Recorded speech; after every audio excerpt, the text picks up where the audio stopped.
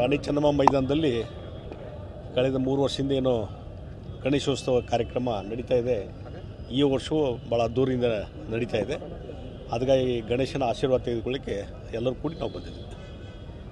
ಸರಿ, ಪೊಲಿಟಿಕಲ್ ಆಗಿ ಮಾತಾಡೋದು ಎಲ್ಲರಿಗೂ ಸಿಎಂ ಆಗಬೇಕು ಅನ್ನೋ ಆಸೆ ಜಾಸ್ತಿ ಆಗ್ತಿದೆ. ಎಂ ಬಿ ಪಾಟೀಲ್ ಅವರು ಕೂಡ ನಾನು ಸಿಎಂ ಆಗಬಹುದು ಅಂತ ಮೊದಲಿಂದು ಹೇಳ್ಕೊತ ಇದ್ದೇನೆ ನಾನು ಇದ್ರ ಬಗ್ಗೆ. ಈಗ ಈ ಹೊರಗಡೆ ಎಲ್ಲರೂ ನಾವು ಸಿದ್ದರಾಮಯ್ಯನವರು ಮುಂದುವರಿಲಿ, ನಾವೆಲ್ಲ ಅವ್ರ ಹಿಂದಿದ್ದೇವೆ, ಒಗ್ಗಟ್ಟಿನಿದ್ದೇವೆ ಅಂಥೇಳಿ ಹೊರಗಡೆ ಹೇಳಿಕೆಯನ್ನು ಕೊಡ್ತಾರೆ. ಒಳಗಡೆ ಕುಸ್ತಿ ಚಾಲೂ ಆಗಿದೆ. ಇಂಟರ್ನಲ್ಲಿ ಯಾರು ಮುಖ್ಯಮಂತ್ರಿ ಆಗಬೇಕು, ಮತ್ತೊಂದು ಆಗಬೇಕು, ಈಗಾಗಲೇ ಇನ್ಸೈಡ್ ಫೈಟ್ ಚಾಲೂ ಆಗಿದೆ ಈಗಾಗಲೇ. ಅದು ಇನ್ನು ಬರುವಂಥ ದಿವಸಗಳು ಇನ್ನೂ ಹೆಚ್ಚಾಗ್ತದೆ. ಅದು ಅರವಿಂದ್ ದೇಶಪಾಂಡೆ ಅವರು ಫಸ್ಟ್ ಸ್ಟಾರ್ಟ್ ಮಾಡಿದರು. ಈಗ ಎಂ ಬಿ ಪಾಟೀಲರು, ಪರಮೇಶ್ವರರು, ಸತೀಶ್ ಜಾರಕಿಹೊಳಿ ಅವರು, ಈ ಕ್ಯೂ ಇದೆ, ದೊಡ್ಡದಿದೆ. ಮತ್ತು ಡಿ ಕೆ ಶಿವಕುಮಾರ್ ಇದರೊಳಗೆ ಅಂಕರೆ ನಾನೇ ಹಕ್ಕೋದಾರ ಅಂಥೇಳಿ ಅವರು ಇಂಟರ್ನಲ್ಲಿ ಪ್ರಯತ್ನ ಚಾಲೂ ಮಾಡಿದ್ದಾರೆ.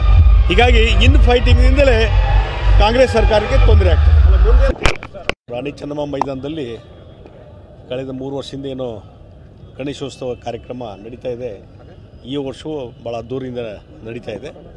ಅದಕ್ಕಾಗಿ ಗಣೇಶನ ಆಶೀರ್ವಾದ ತೆಗೆದುಕೊಳ್ಳಿಕ್ಕೆ ಎಲ್ಲರೂ ಕೂಡಿ ನಾವು ಬಂದಿದ್ದೀವಿ.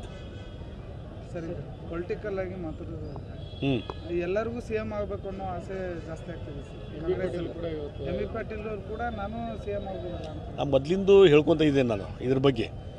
ಈಗ ಈ ಹೊರಗಡೆ ಎಲ್ಲರೂ ನಾವು ಸಿದ್ದರಾಮಯ್ಯನವರು ಮುಂದುವರಿಲಿ, ನಾವೆಲ್ಲ ಅವ್ರ ಹಿಂದಿದ್ದೇವೆ, ಒಗ್ಗಟ್ಟಿನಿದ್ದೇವೆ ಅಂಥೇಳಿ ಹೊರಗಡೆ ಹೇಳಿಕೆಯನ್ನು ಕೊಡ್ತಾರೆ. ಒಳಗಡೆ ಕುಸ್ತಿ ಚಾಲೂ ಆಗಿದೆ. ಇಂಟರ್ನಲ್ಲಿ ಯಾರು ಮುಖ್ಯಮಂತ್ರಿ ಆಗಬೇಕು, ಮತ್ತೊಂದು ಆಗಬೇಕು, ಈಗಾಗಲೇ ಇನ್ಸೈಡ್ ಫೈಟ್ ಚಾಲೂ ಆಗಿದೆ ಈಗಾಗಲೇ. ಅದು ಇನ್ನು ಬರುವಂಥ ದಿವಸಗಳು ಇನ್ನೂ ಹೆಚ್ಚಾಗ್ತದೆ. ಅದು ಅರವಿಂದ್ ದೇಶಪಾಂಡೆ ಅವರು ಫಸ್ಟ್ ಸ್ಟಾರ್ಟ್ ಮಾಡಿದರು.